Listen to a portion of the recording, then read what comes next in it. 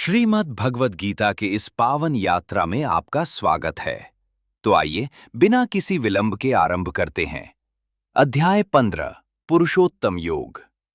भगवान ने कहा, जिसकी जड़ें ऊपर हैं और शाखाएं नीचे, ऐसे अश्वत्थ पीपल वृक्ष को अविनाशी कहते हैं। वेदों की ऋचाएं जिसके पत्ते हैं, जो इसे जानता है वह वेदवित है।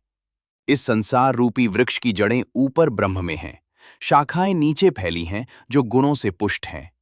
विषय रूपी कोंपलें नीचे और ऊपर फैली हैं।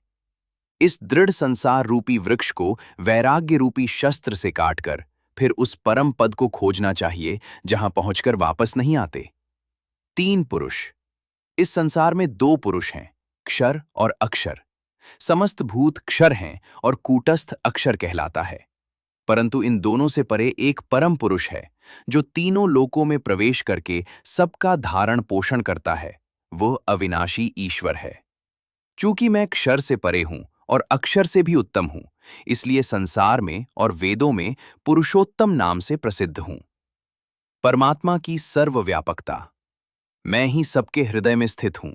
मुझसे ही स्मृति, ज्ञान और अपोहन होते हैं। वेदों के द्वारा मैं ही जानने योग्य हूं। वेदांत का कर्ता और वेदों का जानने वाला भी मैं ही हूं।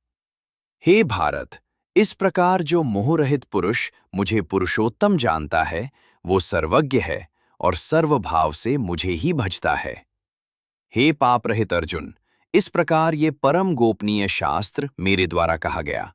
इसे जानकर मनुष्य बुद्धिमान हो जाता है और कृतकृत्य हो जाता है। इति पुरुषोत्तम योगः।